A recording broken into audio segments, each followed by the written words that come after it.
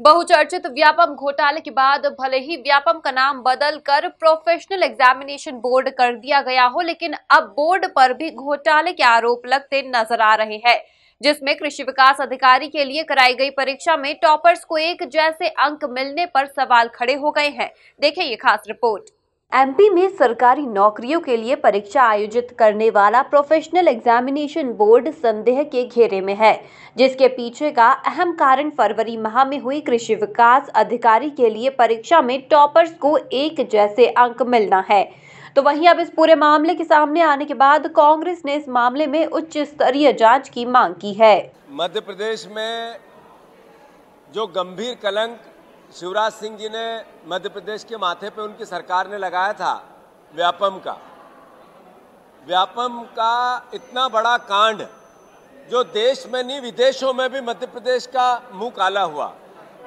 फिर से व्यापम 2 चालू हो गया है।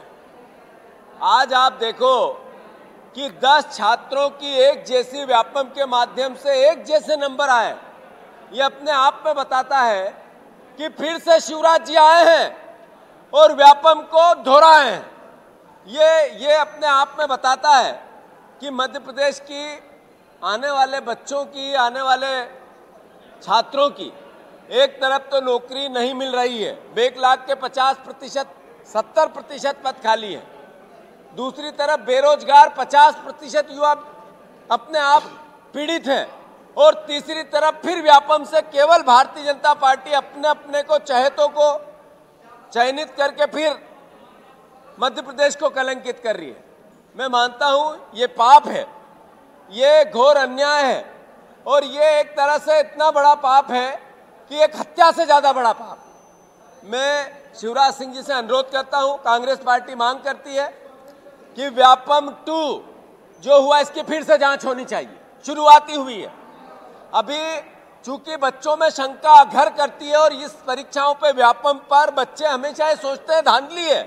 शिवराज सिंह जी ने ऐसा प्रचलन बनवा दिया, तो इस शंका से कैसे हमारे बच्चे उभरे, विश्वास कैसे पैदा हो, भरोसा कैसे निकले, इसके लिए इस व्यापम 2 की फिर से जांच हो।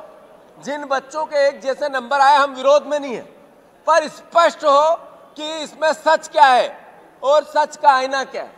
मैं मानता हूं ये कांग्रेस पार्टी मांग करती है। देखिए स्पष्ट है, भारतीय जनता पार्टी माफिया की सरकार है और मध्य प्रदेश के अंदर व्यापम में जैसे पहले योग्यताओं का बेरहम कत्ल और पढ़ने वालों का सामूहिक नरसंहार किया है, वही काम अभी वापस गया। 10 में से 7 लोग तो एक ही परिवार जैसे दिख रहे हैं और कहीं ना कहीं नंबर एक ही कॉलेज के दिख रहे हैं। ये कौन लोग हैं, इसकी उच्च स्तरीय जांच। और कई बार इस बात को हम लेटर लिख चुके हैं, कई बार बातें कर चुके हैं, पर सरकार के कान में जू नहीं रेंग रही, क्योंकि पूरे यहां से लेके दिल्ली तक के हम 2 और हमारे 2 इसके अंदर संलिप्त और ये व्यापम के माध्यम से लूट सके तो लूट योजना चलाने का काम करते हैं और जनता के पैसे को लूटते हैं। देखिए स्पष्ट है, जहां से पैसा ज्यादा मिलता है व्यापम के लोग वहीं से पैसा लेते हैं और स्पष्ट रूप से जनता से कैसे लूटा जाए ये व्यापम को करते करते सरकार को बेहतर आता है। सरकार के मंत्री से लेके मुख्यमंत्री तक के यहाँ के तार इसके अंदर जुड़े हुए। तो वहीं अब इस पूरे मामले के सामने आने के बाद सरकार इसकी जाँच करवाने की बात कहती नजर आ रही है। इसलिए है ना, तो इसकी जाँच के आदेश दिए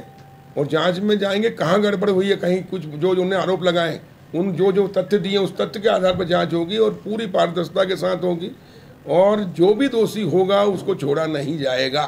देखिए अभी कैसे मान ले जब तक जांच पूरी नहीं हो जाए, लेकिन जो उन्होंने तथ्य रखे हैं और जो है उस पर से तो हमने जाँच कराई है और जाँच होगी जल्दी और जाँच में जो भी निष्कर्ष निकलेगा उस पर कार्रवाई, सख्त कार्रवाई की जाएगी। देखो जब एक ही जिले के या एक ही उसके वर्ग के उन्हें बताया जिस हिसाब से कि वो 5-6 साल से फेल हो रहे हैं, पास ही नहीं हुए हैं और उसके बाद में मेरिट में आए हैं, तो शंका तो होती है और इसीलिए तो जांच के आदेश दिए हैं।